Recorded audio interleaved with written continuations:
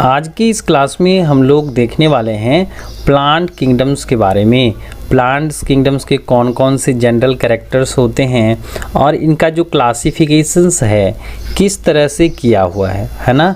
और ये जो क्लास रहने वाला है वो आपके तिलका मांझी भागलपुर विश्वविद्यालय और साथ साथ जो है अन्य यूनिवर्सिटी में जिन बच्चों ने जो है ग्रेजुएशंस बॉटनी ऑनर्स लिया हुआ है और जो MJC है 1 है ना, और MIC फर्स्ट MDC भी आप रख सकते हैं, तो उनके लिए जो है यह क्लास बेहद महत्वपूर्ण रहने वाला है।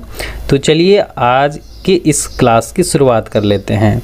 तो प्लांट्स किंगडम जो होता है यानी कि जो पादप जगत होता है एनकम्पसेस ऑल यूकैरियोटिक्स, यानी कि जो पादप जगत होते हैं इसके अंतर्गत यूकैरियोटिक जीवों को रखा गया है।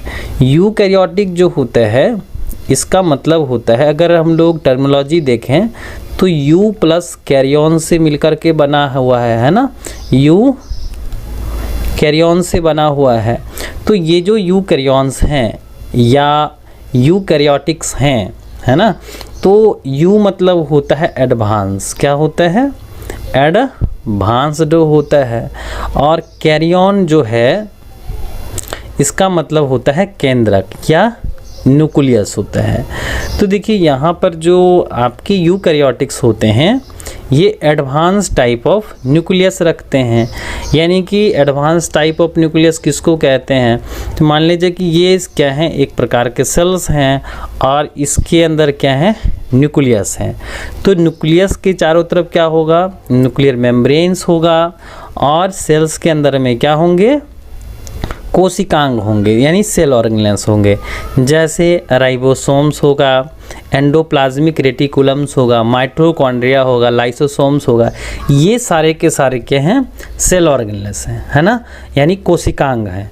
तो इसके अंतर्गत क्या आते हैं, यूकैरियोटिक्स जीव आते हैं।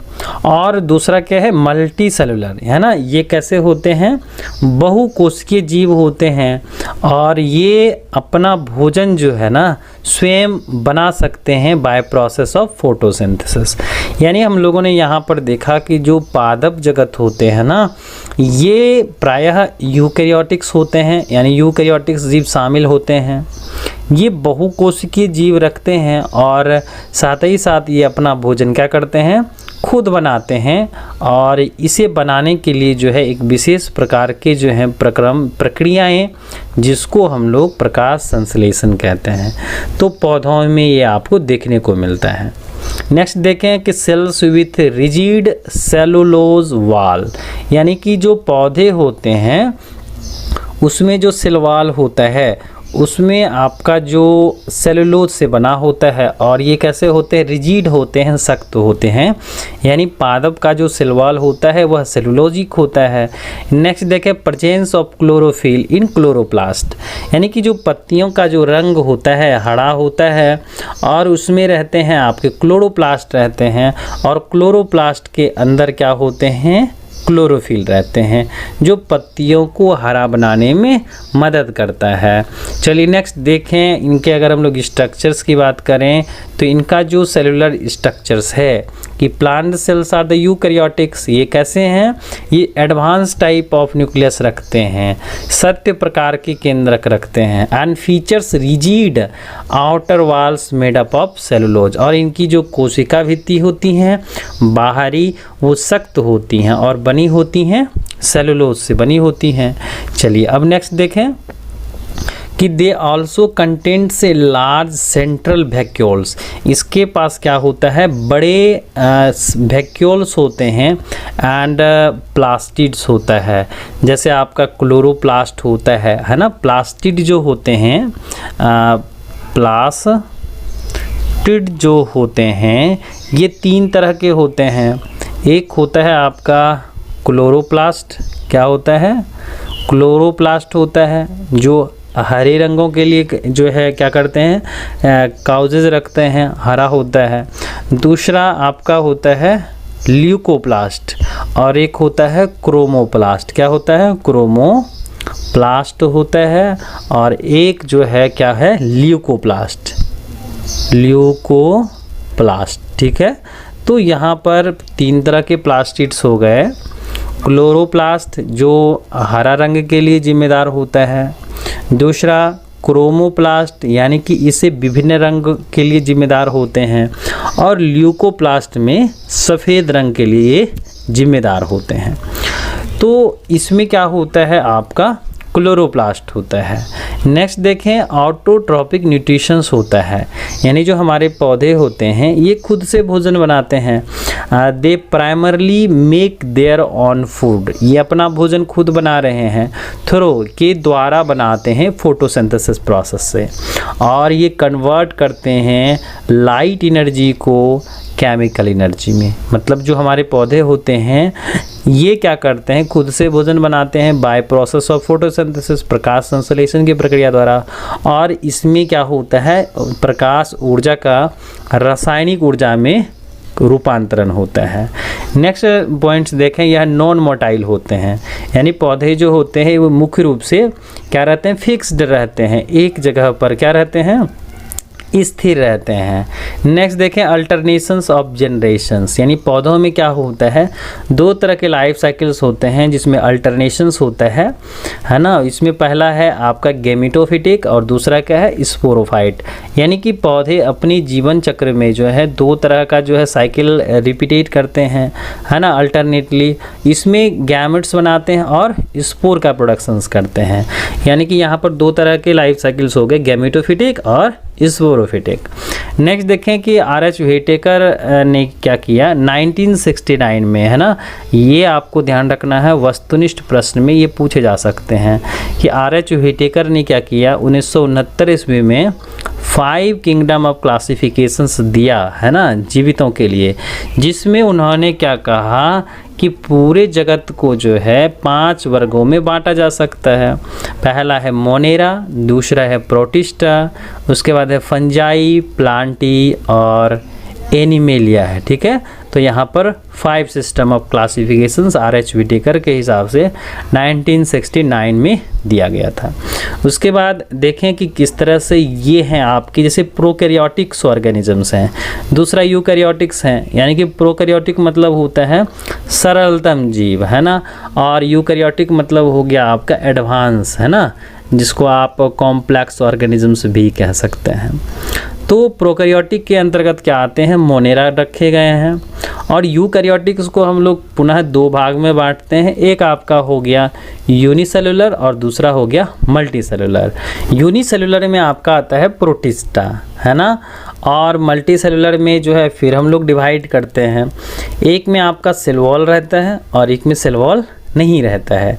जो सेल वॉल रखते हैं उसके अंतर्गत आपके प्लांटी आते हैं, है ना, जो खुद से भोजन बनाते हैं, और एक आते हैं आपके हेट्रोट्रॉपिक्स जो आपके कवक होते हैं। उसके बाद आपका जो है विदाउट सेल वॉल होता है, यानी कोशिका भित्ति नहीं होती हैं, यानी इसके अंतर्गत एनिमेलिया आते हैं। तो कुल मिलाकर के जो है यहाँ पर आपके 5 किंगडम्स हो गए, मोनेरा, प्रोटिस्टा, फंजाई, प्लांटी और एनिमेलिया।